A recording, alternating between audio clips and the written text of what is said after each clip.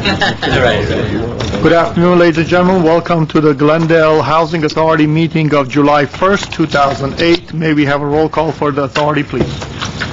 Authority members: Draymond. Here. Mincy. Here. Najarian. Here. Brazian. Here. Quintero. Here. Weaver. Here. Chairman Yusefian. Here, may we have your report, please?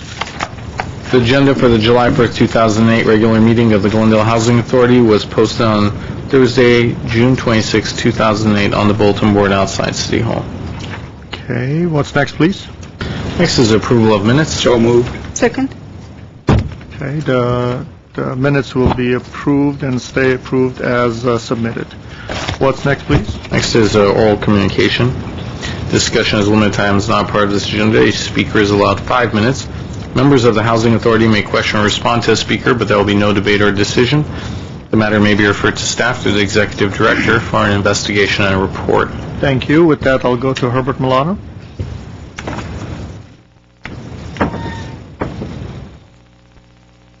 Good afternoon. My name is Herbert Milano.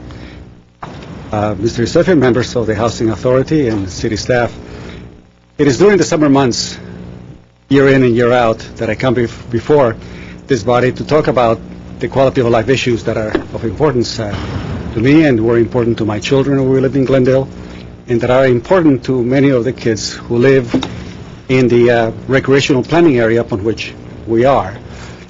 I went by Pacific Park again this past week, took a few pictures of the kids playing in the sprinklers that pop out where the swimming pool used to be. And I keep thinking about something that will appear at tonight's agenda item concerning a statistic on what are the national standards with regard to aquatic facilities. And if you haven't read it, it's 1 for every 50,000 residents. So under those guidelines, we should have at least 4 municipal aquatic facilities for our kids. And, you know, as I look at the issues happening in Los Angeles, trying to expand the facilities and the hours available for Parks and Rec, to make sure that kids and youth are engaged and involved, where they're actually making a very strong effort to keep them active, especially during the time of the season when they're off school. But yet, when I look at our needs for an aquatic facility, which was one of the main objectives that Mr. Najarian used as one of the reasons for getting elected, here it is 4 years later almost, and we still don't have one. I brought the issue during the Charter Review Committee as a way to explain how it is that when we don't have councilmatic districts or district representation, that it's very easy to ignore the issues that are very pertinent to areas of Glendale that are underserved. So that if you have your own swimming pool, and if you have nice open green space areas where you live, that is another thing when you're actually living in an area of Glendale where the density is much higher, where the facilities are not really there, and where you get to see it, you know, day in and day out. I get to see it very often because the children who live in my building really have no place where they can walk to without getting into a car and just go out there to basically play basketball unless they want to pay a fee at the YMCA or get a special discount. But as it is, we have many kids, dozens of kids in the area, 4 blocks from here, and have no place for these guys to play, unless grandma happens to have a driver's license. So those are the issues that about equality of life and how we pay attention to those. I admire Mr. Draymond's, relentless effort to provide for Monroe's additional open space, because we always must take advantage of those. But in Southern Glendale, with the additional density, we need to put an emphasis there.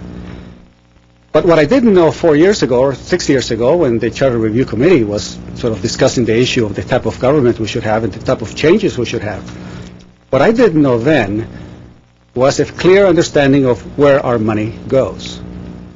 And when I think back at the tens upon tens of millions of dollars that have gone into additional pay, gross pay and benefits, it's an amazing thing to figure out that really the special groups, the GMA, the GPOA, the Glendale Firefighters Association, they get preference and they get defended. They get advocates, which is you.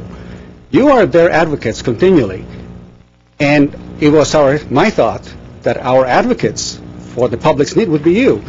Because at the end of the day, politics is about who gets what. Here's the money that comes from the taxpayer.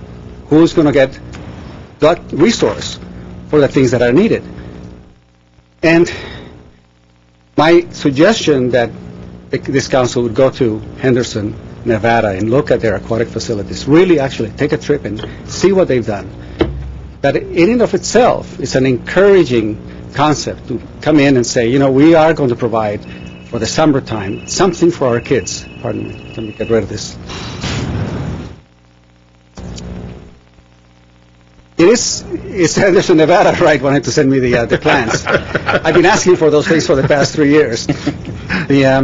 But seriously, gentlemen, if there is one thing that you could do for the youth of Glendale especially is to get this show off the road and get this established and make it a reality.